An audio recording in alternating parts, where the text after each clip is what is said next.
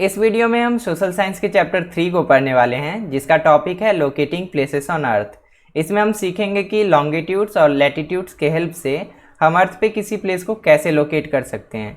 इससे पहले मैंने सोशल साइंस के जितने सारे वीडियोस बनाए हैं सभी मैंने प्लेलिस्ट में ऐड करके रखे हैं, वहाँ से जाके देख सकते हो। वहाँ पे बाकी सब्जेक्ट के वीडियोस मिल जाएंगे। हेलो स्टूडेंट्स, मेरा नाम है मनीष और मैं इसी तरह डीएवी क्लास 6 के बच्चों के लिए वीडियोस बनाता हूँ।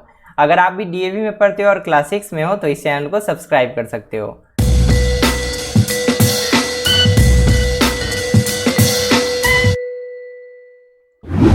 तो सबसे पहले हम देखते हैं कि इस चैप्टर में हमें क्या क्या टॉपिक्स कवर करने हैं। तो सबसे पहले हमें सीखना है कि हम किसी प्लेस को लोकेट कैसे कर सकते हैं, तो वही है लोकेटिंग प्लेसेस। उसके बाद हम देखेंगे कि लैटिट्यूड क्या होता है और लैटिट्यूड जो लाइंस होते हैं उसमें कौन कौन सा इंपॉर्टेंट लाइंस है, जैसे कि tropic of cancer, tropic of capricorn, arctic circle और अंटार्कटिक सर्कल। ये सब क्या होता है, कहाँ पे होता है, ये सब भी हम पढ़ेंगे। उसके बाद नॉर्थ हेमिस्फीयर क्या होता है और साउथ हेमिस्फीयर क्या होता है, ये भी हम देखेंगे।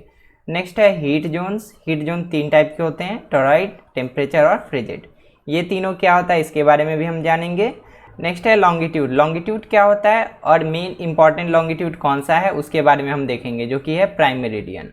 उसके बाद लॉन्गिट्यूड हमारे अर्थ को 2 इक्वल पार्ट्स में डिवाइड करता है, जो कि है ईस्ट हेमिस्फीयर और उसके बाद है वेस्ट हेमिस्फीयर। इसका क्या सिग्निफिकेंस है वो भी हम पढ़ेंगे।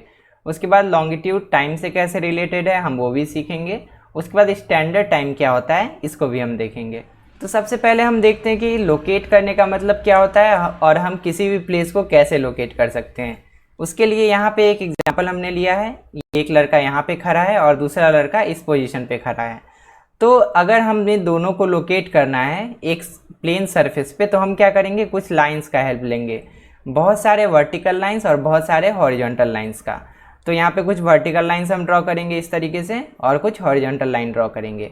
अब देखो इस पोजीशन को अगर हम 0 0 माने, ठीक है, ओरिजिन माने, नंबर लाइन पे पढ़े होगे ना ओरिजिन, तो यहाँ से राइट साइड अगर हम बढ़ें तो इसका पोजीशन क्या होगा, 1 2 3 4 इस तरीके से स्टेप आगे जाएगा, 5 6 7 8 9 10 11 12 13 14 इस तरीके से 14 तक चला जाएगा। उसी तरीके से हम ऊपर की तरफ बढ़े, इस पोजीशन 0 से ऊपर की तरफ बढ़े तो क्या होगा, 1 2 3 4 5 6। अब देखो यहाँ से इस लड़के को अगर इसके पास जाना है तो ये क्या करेगा, ये इस पाथ को फॉलो करेगा। इसको जाना पड़ेगा राइट साइड में 14 स्टेप, मतलब यहाँ से ये 14 स्टेप इस डायरेक्शन में जाएगा। तो क्या ये इस पोजीशन पे आने के बाद इस लड़के के पास पहुँच जाएगा, क्या नहीं पहुँचेगा ना। इसके लिए इसको एक और डायरेक्शन को फॉलो करना पड़ेगा, मतलब इस डायरेक्शन को। तो इसका मतलब ये हुआ कि इस लड़के का लोकेशन क्या हो जाएगा, इस लड़के का लोकेशन होगा 14 स्टेप्स राइट, तो यहाँ पे हम लिखेंगे 14। उसके बाद कितना स्टेप अप है, 1 2 3 4 5 6 स्टेप्स अप है। तो अगर कोई लोकेशन है, कोई भी लोकेशन है, वहाँ से अगर एक वर्टिकल लाइन और एक हॉरिजॉन्टल लाइन क्रॉस कर रहा है तो हम उसको इजीली लोकेट कर सकते हैं। तो यहाँ पे देखो इसका लोकेशन हो गया 14,6, इसका लोकेशन हो गया 0,0। उसी तरीके से अगर हम किसी और पॉइंट का लोकेशन देखें तो हम बता सकते हैं यहाँ पे इस पॉइंट का लोकेशन क्या होगा, ध्यान से देख के बताओ। इस पॉइंट का लोकेशन होगा x में, इस डायरेक्शन में अगर हम देखें तो ये है 5 पे है ना, 1 2 3 4 5 पे है। उसी तरीके से अगर हम ऊपर की तरफ देखें तो कितना आगे बढ़ना पड़ेगा, 1 2 3 4 स्टेप आगे बढ़ना पड़ेगा। तो इस पॉइंट का लोकेशन हो गया 5,4। तो इस तरीके से हम ईजिली लोकेट कर सकते हैं किसी भी पॉइंट को जो कि एक प्लेन सरफेस पे हो। लेकिन अगर हमें अर्थ पे किसी पॉइंट को या किसी कंट्री को लोकेट करना है तो अगर हम इसी तरीके के ग्रिड को, ग्रिड मतलब कुछ हॉरिजॉन्टल लाइन और कुछ वर्टिकल लाइंस, अगर हम अपने अर्थ पे भी ड्रॉ कर लेते हैं तो अर्थ पे भी हम किसी पॉइंट को लोकेट कर सकते हैं ईजिली। तो वही चीज़ यहाँ पे देख सकते हो कि यहाँ पे बहुत सारा हॉरिजॉन्टल लाइन भी है कुछ इस तरीके से अर्थ पे, और बहुत सारा वर्टिकल लाइन भी है जो कि नॉर्थ पोल से साउथ पोल की तरफ इस तरीके से जा रहा है। तो इसी वर्टिकल और हॉरिजॉन्टल लाइन की हेल्प से हम अर्थ पे किसी भी पॉइंट को लोकेट कर सकते हैं। जैसे कि हमें मान लो लोकेट करना है कि हमारा कंट्री इंडिया कहाँ पे है, तो हमें अगर किसी को बताना पड़ेगा कि हमारा कंट्री कहाँ है तो हम बोलेंगे कि इस वाले हॉरिजॉन्टल लाइन और इस वाले वर्टिकल लाइन का जहाँ पे क्रॉस सेक्शन होता है, यानी कि जहाँ पे इंटरसेक्शन होता है, उसी वाले प्लेस पे हमारा कंट्री है। उसी तरीके से अगर हमें किसी और कंट्री को भी लोकेट करना है तो हमें पता रहना चाहिए कि उस पर्टिकुलर कंट्री से कौन सा वर्टिकल लाइन और कौन सा हॉरिजॉन्टल लाइन क्रॉस कर रहा है। जैसे कि मान लो इस पोजीशन पे अगर हम देखें तो यहाँ पे भी देखो एक हॉरिजॉन्टल लाइन ऐसे करके क्रॉस कर रहा है और एक वर्टिकल लाइन ऐसे करके क्रॉस कर रहा है। तो हम बोल सकते हैं कि इस वाले हॉरिजॉन्टल लाइन और इस वाले वर्टिकल लाइन के पास ये स्पेसिफिक कंट्री है। तो इसी तरीके से जब वर्टिकल और हॉरिजॉन्टल लाइन को हम अपने अर्थ पे ड्रॉ करते हैं तो उसको हम कहते हैं ग्रिड सिस्टम, जिसका डेफिनेशन यहाँ पे दिया हुआ है a network of lines of latitude. अब देखो लैटिट्यूड एक नया वर्ड आया। लैटिट्यूड किसको हम कहते हैं? जो कि यहाँ पे लेटा हुआ लाइन है ना, उसको हम लैटिट्यूड बोलते हैं, ये जो है हॉरिजॉन्टल वाला लाइन। उसके बाद दूसरा है एक लॉन्गिट्यूड। लॉन्गिट्यूड किसको बोलते हैं? ये जो लंबा वाला लाइन है इसको लॉन्गिट्यूड। ठीक है, एकदम सिंपल है याद रखने के लिए। तो a network of line of latitude and longitude intersecting each other is called grid. देखो यहाँ पे बहुत सारा लाइन है, बहुत सारा लॉन्गिट्यूड है और बहुत सारा लैटिट्यूड भी है, सब एक दूसरे को इंटरसेक्ट करता है, इसी को हम कहते हैं grid. Each place on the globe is intersected by vertical and horizontal line. हम अपने ग्लोब पे यानी कि हम अपने अर्थ पे किसी भी प्लेस को देखें तो वहाँ से एक वर्टिकल और एक हॉरिजॉन्टल लाइन जरूर क्रॉस करेगा। जैसे कि इस प्लेस से देखो एक वर्टिकल लाइन ऐसे करके क्रॉस कर रहा है और एक हॉरिजॉन्टल लाइन ऐसे करके क्रॉस कर रहा है। दोनों जहाँ पे इंटरसेक्ट कर रहा है उस प्लेस को हम आसानी से लोकेट कर सकते हैं। Thus with the help of these two sets of line और grid system the location of any places can be determined। इन दोनों लाइन के हेल्प से हम किसी भी प्लेस का लोकेशन डिटरमाइन कर सकते हैं। उसके बाद नेक्स्ट टॉपिक है locating places on earth. Book में ये टॉपिक सबसे पहले दिया है, लेकिन ग्रिड सिस्टम को समझना बहुत ज़रूरी था, इसीलिए पहले मैंने ग्रिड सिस्टम को समझा दिया। अब देखो अर्थ पे कैसे लोकेट करते हैं किसी प्लेस को। Features of our surrounding such as temple, a hill और a river help us in locating place. अगर हम किसी प्लेस को लोकेट करना चाहें, मतलब अगर किसी प्लेस के बारे में हम किसी को बताना चाहें तो हम कैसे बताते हैं? मान लो तुम्हें अपना एड्रेस किसी को बताना है तो तुम क्या करते हो, अपने आसपास का जो भी फेमस चीज़ है, जैसे कि कोई मंदिर है या कोई रिवर है या कोई हिल है, इसका तुम नाम बताते हो। उसके बाद जो जिस आदमी को तुम बताते हो वो आदमी आसानी से तुम्हारे पास पहुंच जाता है। तो इसी प्लेस को हम कहते हैं रेफरेंस पॉइंट या लैंडमार्क। लेकिन अगर हम इसी चीज़ को अर्थ पे देखें तो हमारा अर्थ तो बहुत बड़ा है, इसमें भी हमें रेफरेंस पॉइंट चाहिए किसी भी पॉइंट को लोकेट करने के लिए कि हाँ एक सर्टेन कंट्री किस चीज़ के बगल में है। तो हमें इसके लिए दो रेफरेंस इंपॉर्टेंट पॉइंट क्या होता है, एक होता है नॉर्थ पोल और एक होता है साउथ पोल।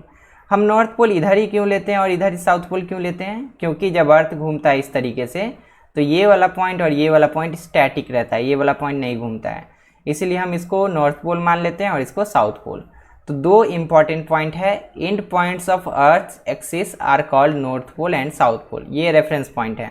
नॉर्थ पोल और साउथ पोल के अलावा और भी रेफरेंस पॉइंट है जिससे हम किसी भी कंट्री को आसानी से लोकेट कर सकते हैं, जैसे कि है इक्वेटर। उसके बारे में यहाँ पे लिखा है an imaginary circle is drawn around the earth midway between the two poles. अब देखो अभी हमने देखा कि ऐसे अर्थ है, हमारा ऊपर नॉर्थ पोल है, नीचे साउथ पोल है, इस तरीके से नॉर्थ पोल और साउथ पोल के जस्ट बीचों बीच एक लाइन ऐसे करके क्रॉस करता है। अभी हमने देखा था ग्लोब में पूरा ऐसे करके अर्थ के उस तरफ तक ऐसे पूरा घुमा हुआ है ये लाइन। ये क्या करता है, अर्थ को एग्जैक्टली दो बराबर इक्वल पार्ट्स में डिवाइड कर देता है। वही यहाँ पे लिखा है this great circle divides the earth into two halves. Earth को दो बराबर पार्ट में बांट देता है and is known as equator, और इस लाइन को हम इक्वेटर कहते हैं। तो वही यहाँ पे लिखा है the half portion of the earth to the north of the equator. Equator के नॉर्थ में, इक्वेटर ये हमारा रहा इस तरीके से, इसके नॉर्थ में जो हाफ स्फीयर बचा उसको हम बोलते हैं नॉर्दर्न हेमिस्फीयर। उसके बाद the southern half is called southern hemisphere, और जो साउथ में हाफ स्फीयर बचता है उसको हम साउदर्न हेमिस्फीयर बोलते हैं। अब नेक्स्ट हमारा टॉपिक है लैटिट्यूड्स। अभी जो हमने हॉरिजॉन्टल और वर्टिकल लाइन्स अर्थ पे ड्रॉ किया था उसमें जो हॉरिजॉन्टल वाला लाइन होता है, लेटा हुआ जो लाइन होता है, उसको हम लैटिट्यूड्स कहते हैं। तो लैटिट्यूड्स हमारे अर्थ पे बहुत सारा खींचा गया है, मतलब इमेजिनरी लाइन इमेजिन किया गया है, कोई ऐसे करके ड्रॉ नहीं किया है उसको एक्चुअल में। तो लैटिट्यूड्स तो बहुत सारे हैं। तो अगर हमें किसी भी पर्टिकुलर कंट्री को लोकेट करना हो तो हम बोल सकते हैं कि इस वाले लैटिट्यूड पे हमारा कंट्री है, या इस वाले लैटिट्यूड पे हमारा कंट्री है, या इस वाले पे है। तो इस तरीके से हम किसी भी कंट्री को आसानी से लोकेट कर सकते हैं। लेकिन उससे पहले इम्पॉर्टेंट है कि हम कैसे बताएंगे कि यही वाला लैटिट्यूड, इसका तो कुछ नाम देना पड़ेगा। तो इसके लिए यहाँ पे इम्पॉर्टेंट है कि डिग्री, सबका एंगल होता है कुछ। तो अगर हम अर्थ के सेंटर से इक्वेटर तक अगर हम ड्रॉ करें तो यहाँ पे 0 डिग्री माना जाता है, ठीक है। इक्वेटर से स्टार्ट हुआ 0 डिग्री, उसके बाद अर्थ के सेंटर से जैसे जैसे हम आगे वाले लैटिट्यूड के सरफेस तक हम लाइन ड्रॉ करेंगे तो ये एंगल देखो बढ़ता जाएगा, ठीक है। उसके बाद अगर हम इस वाले लैटिट्यूड को देखें तो ये कितने डिग्री एंगल पे होगा, थोड़ा और बढ़ेगा एंगल, ठीक है। उसके बाद अगर हम इस लैटिट्यूड को देखें तो ये थोड़ा और ऊपर है, मतलब और बड़ा एंगल यहाँ पे बन रहा है। उसके बाद अगर इस वाले लैटिट्यूड को देखें तो यहाँ पे और ज़्यादा बड़ा एंगल बन रहा है, ठीक है। उसके बाद ये बढ़ते बढ़ते अगर पोल तक चला गया, यहाँ पर देखो पोल तक अगर चला गया तो ये एंगल कितना बनेगा, टोटल 90 डिग्री बन जाएगा। अर्थ के सेंटर से एकदम एंगल बन रहा है। तो इसका मतलब हम आसानी से बोल सकते हैं कि ये जो इक्वेटर है, बीच वाला लाइन जो कि अर्थ को 2 इक्वल पार्ट में डिवाइड करता है, ये कितने डिग्री एंगल पे है, ये 0 डिग्री एंगल पे है। उसके बाद अगर हम बोलेंगे कि नॉर्थ पोल कितने डिग्री एंगल पे है, तो ये 90 डिग्री एंगल पे, देखो यहाँ पे पूरा 90 डिग्री बनाएगा इस तरीके से। उसके बाद इसके बीच जो लाइन्स आता है, ये सब बहुत सारा लाइन आता है, उसमें भी बहुत सारा इंपॉर्टेंट लाइन है जिसके बारे में अभी हम देखेंगे। अगर हम इस लाइन की बात करें तो ये कितने डिग्री पे है, देखो ध्यान से, ये वाला बुक में फिगर क्लियर होगा, देखना 15 डिग्री पे, ऐसे करके 15 डिग्री पे बनाया गया एक लाइन। उसी तरीके से मान लो कोई एक लाइन इन दोनों के बीच में है, ऐसे पूरा सर्कल को चारों तरफ घुमा हुआ है, तो उसका भी एंगल हम बता सकते हैं। अर्थ के सेंटर से ऐसे करके ड्रॉ करेंगे और ये एंगल जितना होगा वही इस वाले लैटिट्यूड का एंगल हो जाएगा। तो यहाँ पे हमने एंगल के बारे में समझ लिया कि ये जो एंगल लिखा हुआ है 15, 30, 45, 60, ये क्यों लिखा हुआ है। तो ये तो हो गया नॉर्थ की तरफ जब हम बढ़ते हैं। उसी तरीके से यहाँ से साउथ की तरफ जब हम बढ़ेंगे तो हमें सबसे 90 डिग्री पर जाने पे क्या मिलेगा, साउथ पोल मिलेगा। नीचे में यहाँ पे लिखा हुआ है साउथ पोल। उसके बाद अगर हम इस तरीके से बढ़ें तो पहले 15 डिग्री पे ये वाला लैटिट्यूड मिलेगा, उसके बाद 30 डिग्री पे ये वाला लैटिट्यूड, उसके बाद और आगे बढ़ेंगे तो 45 डिग्री पे ये वाला लैटिट्यूड मिला, उसके बाद 60 डिग्री पे ये वाला लैटिट्यूड, और उसके बाद बढ़ते बढ़ते फाइनली 90 डिग्री पे हमें पोल मिल जाता है।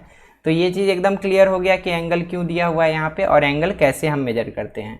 अब देखो लैटिट्यूड्स के बारे में कुछ इंपॉर्टेंट पॉइंट्स है, उसको हम पढ़ते हैं।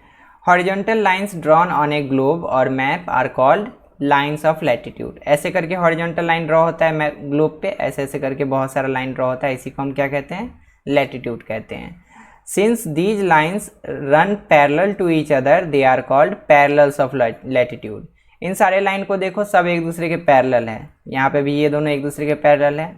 अगर हम इन दोनों को भी देखें तो पैरेलल है एक दूसरे को, ये दोनों इक्वेटर और इस वाली लाइन को भी देखें तो सब एक दूसरे के पैरेलल ही मिलेगा हमें। नेक्स्ट पॉइंट है the lines of latitude are imaginary which encircle the earth. Latitude line जो है इमेजिनरी है, बस हम उसको लोकेट करने के लिए यूज़ करते हैं, कोई एक्चुअल लाइन ऐसे ऐसे करके अर्थ के चारों तरफ नहीं ड्रॉ किया हुआ है। उसके बाद नेक्स्ट पॉइंट है all of them are parallel to the equator. अभी मैंने बताया जितना भी लाइन है, चाहे इसको ले लो, इसको ले लो, इसको ले लो, किसी भी लाइन को देख लो, सब लाइन इक्वेटर के पैरेलल है। उसके बाद नेक्स्ट इंपॉर्टेंट पॉइंट है, ये एमसीक्यू में पूछ सकता है, circumference of the earth which is about 40,075.16 kilometre. Circumference किसको बोलेंगे, यहाँ पे देखो ये जो इक्वेटर है, ये पूरे अर्थ को ऐसे करके पूरा गोल घुमा होगा, इक्वेटर एकदम बीचों बीच, तो इक्वेटर का लेंथ सबसे ज़्यादा होगा क्योंकि ये जस्ट बीच में है। और यहाँ पे अगर हम देखें इस वाले सर्कल का लेंथ सबसे कम होगा क्योंकि सबसे ऊपर है, पोल के पास है। तो इसी इक्वेटर के लेंथ को हम कहते हैं सर्कमफेरेंस ऑफ अर्थ। तो सर्कमफेरेंस ऑफ अर्थ का लेंथ कितना है, 40,075.16 किलोमीटर, इसको याद रखना। अब देखो दोनों पोल्स के बीच एक तो इक्वेटर है जो कि मेन लैटिट्यूड है, जो कि जस्ट बीच में हमारे अर्थ के, लेकिन इसके अलावा और भी बहुत सारे इंपॉर्टेंट लैटिट्यूड्स है, जो कि है द ट्रॉपिक ऑफ कैंसर, उसके बाद है the tropic of capricorn, next है द आर्कटिक सर्कल, उसके बाद है अंटार्कटिक सर्कल। तो ये सब क्या है अब इसको समझते हैं। तो यहाँ पे देख सकते हो एक सेंट्रल लाइन जो कि अर्थ के बीचों बीच ऐसे करके पूरे अर्थ को सराउंड किए हुए है, उसको हम इक्वेटर कहते हैं, इस वाले लाइन को। उसके बाद एक लाइन ऊपर है जिसमें लिखा हुआ है ट्रॉपिक ऑफ कैंसर, ये जो लाइन है ऊपर, इसको हम कहते हैं ट्रॉपिक ऑफ कैंसर, जो कि अर्थ के चारों तरफ इक्वेटर की तरह ही ऐसे घुमा हुआ है। उसके और ऊपर जाएँ तो एक और इम्पॉर्टेंट लाइन है जिसको हम कहते हैं आर्कटिक सर्कल। यहाँ पे देखो ये जो सर्कल घुमा हुआ है इस तरीके से, इसको हम कहते हैं आर्कटिक सर्कल, यहाँ पे लिखा हुआ भी है। उसी तरीके से अगर हम साउथ में जाए, ये तो नॉर्थ की बात हो गई, साउथ में भी देखो इक्वेटर के जस्ट नीचे ट्रॉपिक ऑफ कैप्रिकॉन है, जैसे कि इक्वेटर के जस्ट ऊपर था ना ट्रॉपिक ऑफ कैंसर ये वाला, उसी तरीके से इक्वेटर के जस्ट नीचे ट्रॉपिक ऑफ कैप्रिकॉन ऐसे करके पूरा घुमा हुआ है। उसके और नीचे अगर हम जाएं तो यहाँ पे हमें मिलेगा अंटार्कटिक सर्कल, है ना, ये अंटार्कटिक सर्कल ऐसे करके पूरा घुमा हुआ है अर्थ पे। तो ये 3-4 जो इम्पोर्टेंट लैटिट्यूड्स है उसको हमें याद रखना है। अब देखो सबका लोकेशन हम कैसे फाइंड करते हैं। जैसे कि इक्वेटर जो है मैंने बताया था, अर्थ के सेंटर से, मतलब ऐसे अर्थ है उसके बीचों बीच से हमें एक लाइन ड्रॉ करना है। तो अर्थ के सेंटर से अगर हम इक्वेटर तक ऐसे लाइन ड्रॉ करेंगे तो 0 डिग्री हम मानते हैं इसको, ठीक है, ये 0 डिग्री हो गया। उसके बाद देखो यहाँ पे ट्रॉपिक ऑफ कैंसर है, तो ट्रॉपिक ऑफ कैंसर का सरफेस यहाँ पे है। तो जब हम अर्थ के सेंटर से ट्रॉपिक ऑफ कैंसर के सरफेस तक ऐसे लाइन ड्रॉ करेंगे तो ये जो एंगल बन रहा है ना, ये एंगल बनता है 23.5 डिग्री का, एकदम अच्छे से याद रखना। उसी तरीके से अगर हम साउथ में देखें तो जैसे ऊपर ट्रॉपिक ऑफ कैंसर है, नीचे है ट्रॉपिक ऑफ कैप्रिकॉर्न, ये देखो, तो ये जो एंगल बनेगा ये भी बनेगा सेम 23.5 डिग्री का। सेम है, दोनों में सेम एंगल है, लेकिन ये नॉर्थ में है और ये है साउथ में। क्लियर। उसके बाद और हम देखें और इम्पॉर्टेंट लैटिट्यूड क्या था, ऊपर था एक आर्कटिक सर्कल, यहाँ पे है देखो। आर्कटिक सर्कल तक अगर हम इस तरीके से लाइन ड्रॉ करते हैं अर्थ के सेंटर से तो भी यहाँ पे एक एंगल बनता है ये वाला। इस वाले एंगल का वैल्यू होता है 66.5 डिग्री, ठीक है। उसी तरीके से ये नॉर्थ हो गया। उसी तरीके से अगर हम नीचे वाले सर्कल को देखें, नीचे हमने देखा था एक अंटार्कटिक सर्कल था, अगर हम वहाँ तक ऐसे करके एक लाइन ड्रॉ करते हैं उसके सरफेस तक तो ये जो एंगल बनेगा ये कितना बनेगा, यही वाला 66.5 डिग्री के इक्वल रहेगा। तो ये वाला एंगल भी हो गया 66.5 डिग्री।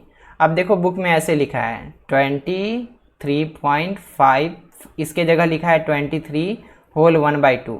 अब 1/2 को तो हम लोग 0.5 लिखते हैं, तो इसमें कोई दिक्कत नहीं है, चाहे ऐसे लिखा हो या ऐसे लिखा हो, दोनों एक ही चीज़ है। अब देखो दोनों सेम एंगल पे नॉर्थ और साउथ में है और ये दोनों भी सेम एंगल पे नॉर्थ और साउथ में है। उसके बाद अगर हम पोल्स की बात करें, ये नॉर्थ पोल हो गया और नीचे में यहाँ पे होगा साउथ पोल। तो पोल को अगर हम देखें तो पोल अर्थ के सेंटर से कितने डिग्री पे है, ये है 90 डिग्री पे, और साउथ पोल भी अर्थ के सेंटर से 90 डिग्री पे है। तो यही चीज़ वहाँ पे बुक में बताया गया है।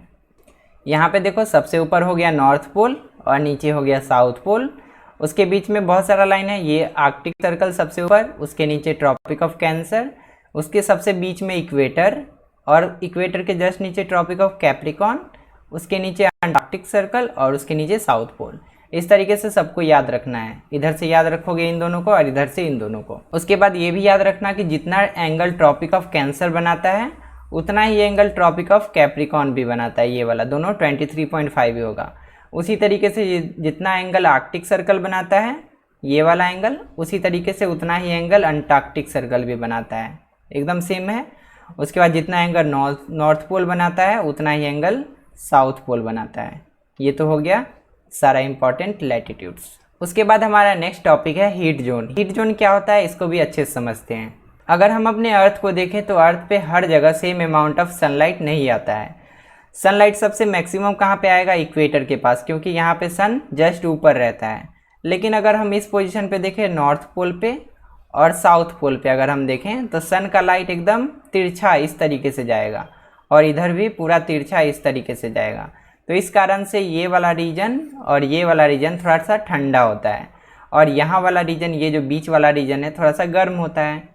तो इसी के अकॉर्डिंग हम अपने अर्थ को डिफरेंट टेम्परेचर जोन्स में डिवाइड करते हैं। इसको अगर और अच्छे तरीके से देखना चाहें तो अगर हम अर्थ को इस तरीके से घुमाते हैं तो यहाँ पे देख सकते हो कि इस वाले पार्ट पे सबसे मैक्सिमम लाइट मिलता है क्योंकि ये इक्वेटर है। इस वाले पार्ट में बहुत कम लाइट जाता है क्योंकि ये नॉर्थ पोल है, और इस वाले पार्ट में सबसे कम लाइट जाता है क्योंकि ये साउथ पोल है। तो अब बात आती है कि हम किस किस एरिया को किस किस जोन में रखते हैं। तो सबसे पहला है ट्रॉपिक ऑफ कैंसर, ये वाला जो सर्कल है, और ट्रॉपिक ऑफ कैप्रिकॉर्न। इसके बीच में जितना एरिया आता है ये वाला, इस वाले एरिया को हम एक अलग जोन में रखते हैं जिसका नाम है toroid zone, TORRID, toroid ZONE। ये हो गया हमारा टोरॉइड जोन। अगर इसका रेंज पूछा जाए तो क्या लिखोगे, torrid zone exist between tropic of cancer and tropic of capricorn, एकदम सिंपल है। उसके बाद दूसरा जो हीट जोन है उसका नाम है टेम्परेचर जोन। तो अगर हम इस वाले एरिया को देखें, ऊपर एक आर्कटिक सर्कल ऐसे करके है और नीचे एक अंटार्कटिक सर्कल ऐसे करके है, वो नहीं दिख रहा है क्योंकि वो बहुत कम एरिया है। तो इस दोनों के बीच के इस वाले एरिया को और इस दोनों के बीच के इस वाले एरिया को हम टेम्परेचर जोन बोलते हैं। और ये नॉर्थ में इसीलिए हम इसको नॉर्थ टेम्परेचर जोन बोलेंगे, और ये साउथ में इसीलिए हम इसको साउथ टेम्परेचर जोन बोलते हैं। अगर इसका रेंज की बात हम करें तो रेंज कहाँ कहाँ तक होगा, नॉर्थ टेम्परेचर जोन होगा ट्रॉपिक ऑफ कैंसर और आर्कटिक सर्कल के बीच, क्लियर। और साउथ टेम्परेचर जोन कहाँ से कहाँ तक होगा, ट्रॉपिक ऑफ कैप्रिकॉन और अंटार्कटिक सर्कल के बीच। तो इस तरीके से दोनों टेम्परेचर जोन का हम रीजन लिख सकते हैं। उसके बाद तीसरा जोन है फ्रिजिड जोन। अगर हम फ्रिजिड जोन को अच्छे से देखना चाहें तो हम ऊपर से देख सकते हैं, ये वाला जो एरिया है जिसमें आर्कटिक सर्कल है, आर्कटिक सर्कल के अंदर ये जो एरिया है, इस एरिया को हम कहते हैं फ्रिजिड जोन। इसी तरीके से साउथ में भी एक एरिया होगा जो कि अंटार्कटिक सर्कल और साउथ पोल के बीच में होगा। यह है अंटार्कटिक सर्कल और यहाँ पे है साउथ पोल। इसी अंटार्कटिक सर्कल और साउथ पोल के बीच जो एरिया है इसको हम कहते हैं साउथ फ्रिजिड जोन, क्योंकि ये साउथ में है। जो नॉर्थ में रहेगा फ्रिजिड जोन उसको हम बोलेंगे नॉर्थ फ्रिजिड जोन, और जो साउथ में रहेगा उसको बोलेंगे साउथ फ्रिजिड जोन। एकदम सिंपल है। तो हमने अच्छे से देख लिया कि कौन कौन सा जोन किस किस एरिया में पड़ता है। पहला है टोरॉइड जोन जो कि इक्वेटर के दोनों साइड है, ट्रॉपिक ऑफ कैंसर से लेकर ट्रॉपिक ऑफ कैप्रिकॉन के बीच। उसके बाद टेम्परेचर जोन कहाँ पे है, दो जगह है टेम्परेचर जोन, एक नॉर्थ में और एक साउथ में। नॉर्थ में जो है वो किसके किसके बीच है, आर्कटिक सर्कल और ट्रॉपिक ऑफ कैंसर के बीच में, ये वाला एरिया। उसी तरीके से साउथ में टेम्परेचर जोन कहाँ पे है, ट्रॉपिक ऑफ कैप्रिकॉन और अंटार्कटिक सर्कल के बीच में, ये वाला एरिया। उसके बाद फ्रिजिड जोन कहाँ पे है, दोनों पोल्स के पास है। नॉर्थ पोल में, नॉर्थ पोल से लेकर आर्कटिक सर्कल तक है नॉर्थ फ्रिजिड जोन, और साउथ पोल से अंटार्कटिक सर्कल तक है साउथ फ्रिजिड जोन। तो हमने जितने टाइप के हॉरिजॉन्टल लाइंस होते हैं अर्थ पे सबको हमने पढ़ लिया। अब देखते हैं लॉन्गिट्यूड क्या होता है। लॉन्गिट्यूड मतलब जो लंबा वाला लाइन होता है, दोनों पोल्स को कनेक्ट करता है। इसका क्या इंपॉर्टेंस है, इसको अब हम अच्छे से समझते हैं। अब देखो, जैसे किसी भी कंट्री के बारे में हमें बताना है कि अर्थ पे किस प्लेस पे कोई भी कंट्री है, जैसे कि हमें इंडिया के बारे में बताना है, तो हम इंडिया के बारे में बोल सकते हैं कि ट्रॉपिक ऑफ कैंसर पे इंडिया है। ठीक है, ट्रॉपिक ऑफ कैंसर जो सर्कल है ऐसे करके, उस पर इंडिया है। लेकिन क्या इतना सफिशिएंट है इंडिया को लोकेट करने के लिए? नहीं है सफिशिएंट। कैसे, देखो, क्योंकि अगर हम इसको दूसरी तरफ देखें तो ट्रॉपिक ऑफ कैंसर इधर भी है, और ट्रॉपिक ऑफ कैंसर पे बहुत सारा कंट्री है। इधर ओशियन है, ये वाला एरिया भी ट्रॉपिक ऑफ कैंसर पे भी है। उसी तरीके से अगर हम इधर देखें तो ये वाला एरिया भी ट्रॉपिक ऑफ कैंसर पे ही है। अगर हम आगे बढ़े तो इधर देखो, ये सब कंट्री ट्रॉपिक ऑफ कैंसर पे है। तो इसका मतलब ट्रॉपिक ऑफ कैंसर पे बहुत सारा कंट्री है। लेकिन स्पेसिफिकली अगर हमें इंडिया के बारे में बताना हो तो हमें बताना पड़ेगा कि इस वाले लाइन पे जो कि ट्रॉपिक ऑफ कैंसर को कट करता है, इस पे इंडिया है। ये वाला जो लाइन है वर्टिकल लाइन, इसी को ना हम लॉन्गिट्यूड बोलते हैं। तो इस वाले वर्टिकल लाइन के बारे में हम कैसे बता सकते हैं कि स्पेसिफिकली इसी लाइन को आदमी लोकेट करे? इसके लिए हमें जानना पड़ेगा प्राइम मेरिडियन के बारे में। अगर हम अपने अर्थ को घुमा के देखें तो यहाँ पे एक लाइन है, स्पेशल लाइन, जो कि येलो कलर से दिखाया गया है। वो भी नॉर्थ पोल से होकर निकलता है और साउथ पोल तक जाता है, जैसे बाकी का लॉन्गिट्यूड जा रहा है। बाकी के लॉन्गिट्यूड भी ऐसे ही जा रहा है। लेकिन इसमें क्या स्पेशल है, इस वाले लॉन्गिट्यूड को हमने रेफरेंस लॉन्गिट्यूड माना है, और यहाँ से लेकर उधर तक, उस तरफ तक, और यहाँ से लेकर इस तरफ तक, इस वाले एरिया को हम वेस्टर्न पार्ट बोलते हैं और इस वाले एरिया को हम ईस्टर्न पार्ट बोलते हैं। तो अगर हम इस प्राइम मेरिडियन से ईस्ट में सर्टेन डिग्रीज पे जाते हैं तो हमें बहुत सारा लॉन्गिट्यूड, डिफरेंट लॉन्गिट्यूड मिलता है। अगर हम इस वाले लॉन्गिट्यूड की बात करें तो ये कितने डिग्री पे है, ईस्ट में 30 डिग्री पे है, यहाँ पे देख सकते हो। उसके बाद ये वाला जो लॉन्गिट्यूड है ईस्ट में 50 डिग्री पे है। उसी तरीके से हम बाकी के लॉन्गिट्यूड को डिफाइन कर सकते हैं with the help of prime meridian. अगर हमें अपने कंट्री इंडिया को देखना है तो हमारा कंट्री इंडिया कितने डिग्री पे है वो हम देख सकते हैं। प्राइम मेरिडियन से हम स्टार्ट करेंगे 0 डिग्री। उसके बाद हम ईस्ट में बढ़ेंगे। ईस्ट में अगर बढ़ते बढ़ते जब हम जाएंगे, यहाँ पे देखो, यहाँ तक ईस्ट में, यहाँ तक जब हम बढ़े तो यहाँ तक 70 डिग्री आया। उसके बाद देखो इंडिया में ये वाला जो लॉन्गिट्यूड है इंडिया के बीचों बीच क्रॉस कर रहा है, मतलब यहाँ तक हमें आना पड़ेगा। और ये वाला लॉन्गिट्यूड जो इंडिया के बीचों बीच होकर क्रॉस कर रहा है ये है 80 डिग्री ईस्ट। ठीक है, यहाँ पे 70 है, यहाँ पे 90 है, तो बीच में 80 ही होगा।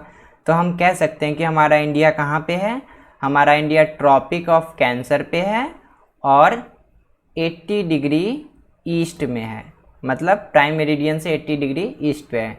तो इस तरीके से हम किसी को अगर अपने कंट्री के बारे में बताएंगे तो वो हमारे कंट्री को ईजिली ग्लोब पे या अर्थ पे लोकेट कर सकता है। तो अब लॉन्गिट्यूड के बारे में कुछ इंपॉर्टेंट पॉइंट डिस्कस कर लेते हैं। The meridian of longitude are set of imaginary vertical lines, मतलब अर्थ पे जो ये वर्टिकल लाइंस होते हैं इसी को हम लॉन्गिट्यूड बोलते हैं। Clear? They are in the form of semi circle which converge towards the two pole and are widest at the equator.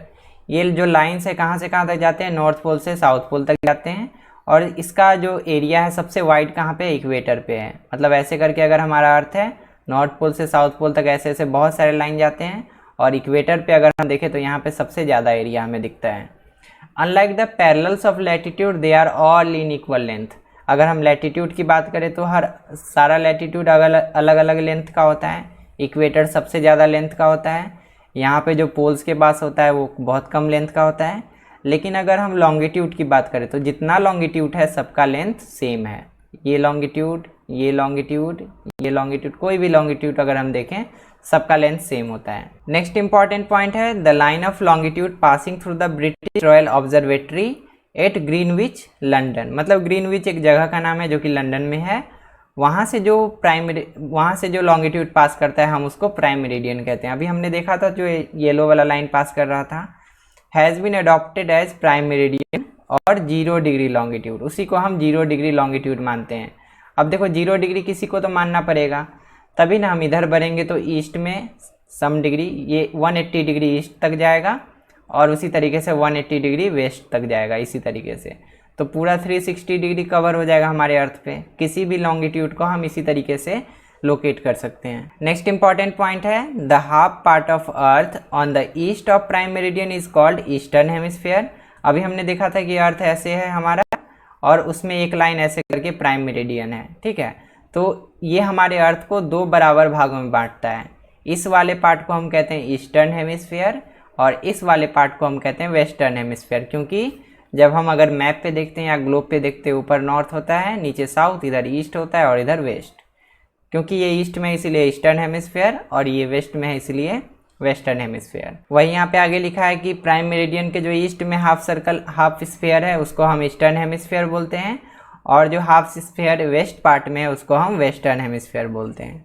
अब हमारा नेक्स्ट टॉपिक है लॉन्गिट्यूड एंड टाइम। हम लॉन्गिट्यूड के हेल्प से टाइम कैसे डिफाइन करते हैं। हमें पता है कि हमारे अर्थ पे हर जगह सेम टाइम नहीं होता है, तो दुनिया में किसी भी कंट्री पे क्या टाइम हो रहा होगा वो हम पता लगा सकते हैं with the help of longitude. तो अब यहाँ पे समझते हैं कि लॉन्गिट्यूड से टाइम कैसे हम पता लगा सकते हैं। तो अगर हम देखें अर्थ के पोल पे हम जाते हैं, तो पोल पे जाने के बाद हमें पता चलता है कि अर्थ के एक पार्ट में रात है और एक पार्ट में दिन है। जैसे कि यहाँ पे देखो इस साइड से सनलाइट आ रहा है लेकिन इधर इस साइड में अभी रात है। तो इसका मतलब ये हुआ कि अर्थ पे जो सन का लाइट आता है एक समय में एक ही साइड रहता है और यही सन का लाइट पूरे 360 डिग्री अर्थ को कवर करता है विद इन 24 आवर, ठीक है।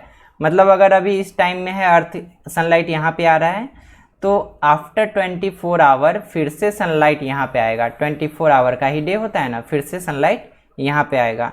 और हमें एक और चीज़ पता है, हमने मैथ में पढ़ा था कि टोटल एंगल कितना होता है, पूरा सर्कुलर टोटल एंगल कितना होता है 360 डिग्री। ये 90 हुआ, फिर से ये 90, फिर से ये 90, ये 90, मतलब 90 × 4 टोटल एंगल हो जाता है 360 डिग्री। मतलब अर्थ पे जो सनलाइट आता है पूरे 360 डिग्री को कवर करता है विद इन 24 आवर्स। मतलब हम ये बोल सकते हैं कि 24 आवर्स में हमारा सन हमारे पूरे अर्थ के 360 डिग्री पार्ट को कवर कर लेता है। 24 आवर में 360 डिग्री पार्ट कवर्ड हो गया।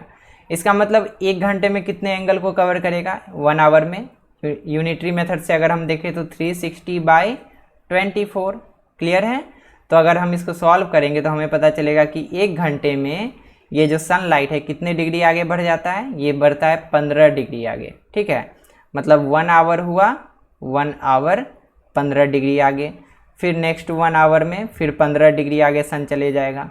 उसके बाद फिर नेक्स्ट 1 आवर में फिर से 15 डिग्री आगे चले जाएगा। 15 डिग्री मतलब सेंटर से, अर्थ के सेंटर से अगर हम देखें तो ये जो एंगल है ये एंगल 15 डिग्री।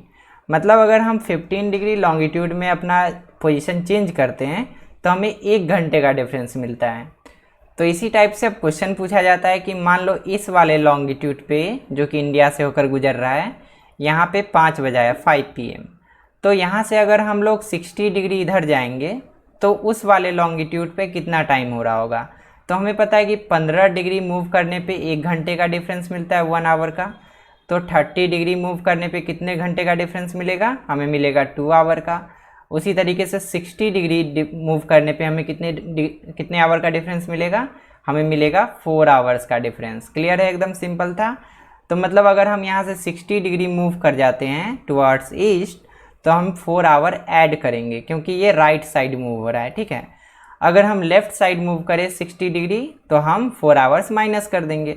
तो इस साइड 60 डिग्री मूव करने पे इस पोजीशन पे जो होगा ये वाले लॉन्गिट्यूड पे टाइम कितना होगा, 5 + 4 यहाँ पे 9 PM हो जाएगा। क्लियर।